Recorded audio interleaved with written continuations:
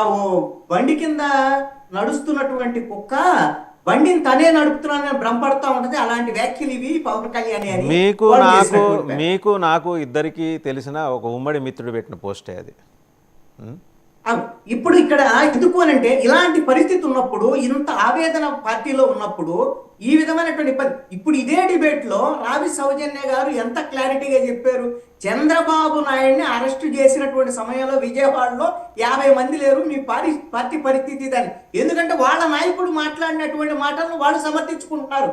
కానీ తెలుగుదేశం పార్టీ బహిరంగంగా ఒక్క ప్రకటన కూడా ఒక మిత్రుడుగా ఉండి మిత్రధర్మాన్ని పాటించకుండా ఒక మిత్ర పార్టీ గురించి ఇలా మాట్లాడి ఉండకూడదు అని రిక్వెస్ట్ పూర్వకంగా కూడా ఒక పార్టీకి సంబంధించినటువంటి అధినాయకులు కానీ లేక వాళ్ళ పార్టీకి సంబంధించినటువంటి అఫీషియల్ గా మాట్లాడలేనటువంటి పరిస్థితి ఈ రోజున దుస్థితి ఉందంటే దీనికి కారణం ఒకటండి.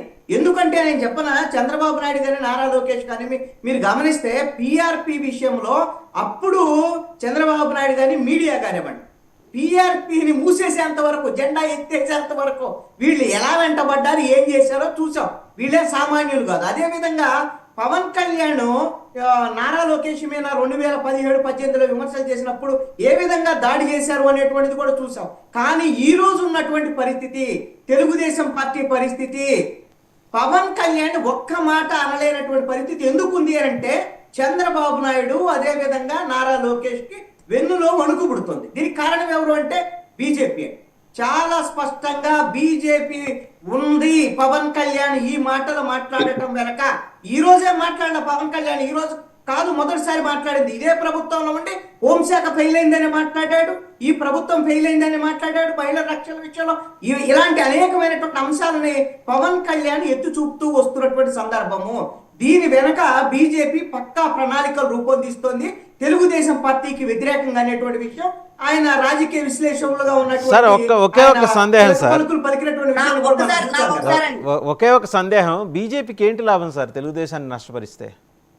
బీజేపీకి ఏంటి లాభం అంటే బీజేపీతో కలిసి ప్రయాణం చేసినందువల్ల ఆంధ్రప్రదేశ్ లో 1999లో మద్దతు ఇచ్చి ఏ విధంగా నష్టపోయారు, 2014లో ఏ విధంగా ఇచ్చి నష్టపోయారు అనేటువంటి బాధ ఇప్పటికీ కూడా ఉంది.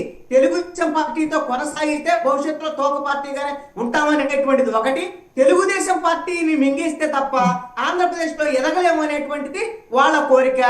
జాతీయ రాజకీయాలు మీరు ఒక్కసారి ఏ రాష్ట్రంలో చూసినా బీజేపీతో కలిసినటువంటి పార్టీలన్నీ కూడా రాజకీయంగా దెబ్బతిన్నటువంటి పరిస్థితి. ఒక ఆంధ్రప్రదేశ్ లో మాత్రమే తెలుగుదేశం వల్ల బీజేపీ దెబ్బతిన్నటువంటి పరిస్థితి. అందుకనే వాళ్ళు తెలుగుదేశం పార్టీని దెబ్బతీసి అది కూడా ఎలా వాళ్ళు తీయలేరు, వాళ్ళకి అవకాశం లేదు. పవన్ కళ్యాణ్ అనేటువంటి ఒక పవర్ ని ఈ రోజున ఉపయోగించుకొని మిగతా రాష్ట్రాల్లో, దక్షిణాది రాష్ట్రాల్లో వాళ్ళు హిందుత్వ ఎజెండాతో బీజేపీ లాభపడుతుంది. ఆంధ్రప్రదేశ్ లో పవన్ కళ్యాణ్ ముఖ్యమంత్రిని చేయాలి అనేటువంటిది బీజేపీ యొక్క లక్ష్యం. ఆ విధంగా తెలుగుదేశం పార్టీని దెబ్బతీయాలనేది వాళ్ళ పక్కా ప్రణాళిక. ఈ విషయాన్ని రాధాకృష్ణ చెప్పినప్పుడు తెలుగుదేశం వాళ్ళందరూ ఎవరు విమర్శించినటువంటి వాళ్ళే, రాధాకృష్ణ తప్పు అన్నటువంటి వాళ్ళు కూడా లేరు. వాళ్ళకి క్లారిటీగా ఉంది, బహుశా చంద్రబాబు నాయుడు కూడా క్లారిటీ ఉంది. కానీ ఈ రోజున మాట్లాడలేనటువంటి పరిస్థితి ఈ రోజున చంద్రబాబు నాయుడు దగ్గర ఉంది. ఎందుకంటే మాట్లాడితే 2018లో మాట్లాడితే ఏమైంది, ఇప్పుడు రేపొద్దున ఏమైంది, ఈయనకే కాదు రాజకీయంగా భవిష్యత్తులో నారా లోకేష్ రాజకీయ భవిష్యత్తు కూడా బీజేపీ ఫుల్ స్టాప్ పెట్టేటువంటి ప్రమాదం కూడా ఉంది. అందుకు అనుగుణంగా ఈడీ సిబిఐలకు సంబంధించినటువంటి సమాచారం కూడా సేకరిస్తుంది అనేటువంటి ఒక భయం ఈ రోజున చంద్రబాబు నాయుడులో ఉంది. అందుకని బీజేపీకి వ్యతిరేకంగా ఈ రోజున మాట్లాడలేనటువంటి పరిస్థితి. పవన్ కళ్యాణ్ ఏమన్నా కూడా ఈ రోజున మాట్లాడలేనటువంటి పరిస్థితి ఈ రోజున తెలుగుదేశం పార్టీకి కారణం ఇది. సౌజన్య గారు మీరేది చెప్తున్నారు? రఫీ గారు మీ దగ్గరకు వస్తాను. ఇక్కడ సమర్థించడం అనేది కాదు, ఇందాక కృష్ణారావు గారు చెప్పినట్టు నేను సమర్థించడం కాదండి. అది ఏదైతే వైసీపీ యొక్క దాష్టిగా ఉందో దాన్ని కలిసికట్టుగా ఉంటేనే ఎదుర్కోగలం అని చెప్పని ఆ రోజు చెప్పడం జరిగింది. కాబట్టి ఆ రకంగా కలిసికట్టుగా ఉన్నప్పుడు జరిగిన పరిణామాల గురించి మాత్రం చెప్తున్నాను తప్పితే అధ్యక్షుల వారి మాటలకు సమర్థించుకొని లేదా టీడీపీ మా మిత్రపక్షమైన మా కుటుంబంలో సభ్యులైన టీడీపీ వాళ్ళని అధ్యక్షుల వారు ఏదో అన్నారని చెప్పట్లే. ఇక్కడ ఖచ్చితంగా గతంలో జరిగింది మనం ఎప్పుడు మర్చిపోకూడదు. ఆ రకంగా కలిసికట్టుగా ఉన్నాం కాబట్టే 11కి పడేటట్టుగా మనం ఉన్నాము. అది ఒక్కటే పవన్ కళ్యాణ్ గారు అక్కడ గుర్తు చేశారు. అంతేగాని ఇక్కడ బీజేపీ ఏదో చేస్తుంది లేకపోతే ఇంకోటి అనేది అసలు తర్వాత విషయం అండి. ముందు అసలు మనం ప్రజలకు ఏమైతే మాట ఇచ్చామో ఈ వైసీపీ యొక్క దాచుక నుంచి ఇంకా మనం బయట పట్ల ఇంకొకటి అండి, మీరు మహిళ కాబట్టి సౌజన్య గారు మీరు మహిళ కాబట్టి ఇక్కడ మీరు ప్రధానంగా ఇది దృష్టి పెట్టాల్సిన విషయం. చంద్రబాబు గారు మన అసెంబ్లీలో మాట్లాడుతూ delimitation subject to the condition, delimitation కనుక జరిగితే, పునర్విభజన జరిగితే 75 సీట్లు మహిళలకు వస్తాయని. అంటే అన్యాపదేశంగా సీట్లు పెరుగుతున్నాయి, 225కి వెళ్ళిపోతున్నాయి, 175 నుంచి ఇంకొక 50 సీట్లు పెరుగుతున్నాయి అనేది చెప్పారు. ఈ క్రమంలో మీ గురి 100 సీట్ల మీద ఉన్నట్టు సమాచారం. మీకు అంటే ఆ 100 సెగ్మెంట్లలో గ్రాస్ రూట్ లెవెల్లో పార్టీ నిర్మాణం జరిగిందా?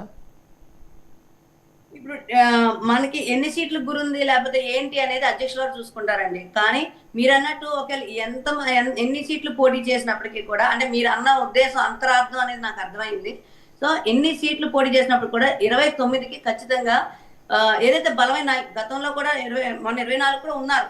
కాకపోతే ఏంటంటే ఎక్కడా కూడా రిస్క్ తీసుకోదలుచుకోవాలి. ఎందుకంటే ఏ చిన్న రిస్క్ తీసుకున్నా కూడా వైఎస్ఆర్సీపీ అనే ఒక రాక్షస ప్రభుత్వాన్ని మనం చూడాల్సి వస్తున్న ఉద్దేశంతో ఆ రిస్క్ తీసుకోకూడదని చెప్పని కొన్ని పరిణామాలు జరిగిన మాట. రాక్షస ప్రభుత్వాన్ని చూశారు, రాక్షసులను అరెస్ట్ చేసి లోపల పెట్టేయచ్చు కదా, ఏదో సోషల్ మీడియా కేసులు పెట్టి బోరగడ్డనిలో పోసాని కృష్ణమురళి ఆయన వల్లభనేని వంశీ ఎన్నాళ్ళు తిప్పుతారు ఈ సినిమా?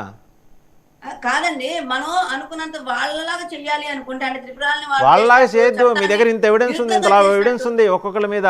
ద్వారంపూడి చంద్రశేఖర్ రెడ్డిని అప్పుడెప్పుడో సిపాయిల తిరుగుబాటు అప్పుడు చెప్పారు. ప్రతి ఒక్కరి మీద నేను చెప్పేది నండి, ద్వారంపూడి చంద్రశేఖర్ రెడ్డి గురించి మీరు సిపాయిల తిరుగుబాటు అప్పుడు చెప్పారు.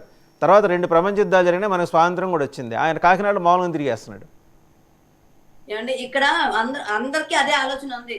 ఖచ్చితంగా వాళ్ళందరూ కూడా శిక్షణ పడతారు. దానికి ఎలా చేయాలి? ఎందుకంటే పోలీసులు మనకు ఉన్న వ్యవస్థ ఎంత ఉందండి, ఉన్న కేసులు ఎన్ని ఉన్నాయి, ఒక్కొక్కరి మీద 100ల కొద్దీ ఉన్నాయి. ఆ 100ల కొద్దీ కేసులన్నీ ఆ రోజంటే చేసిన అవినీతి కేసులు టాప్ ప్రయారిటీలో చేయాలండి.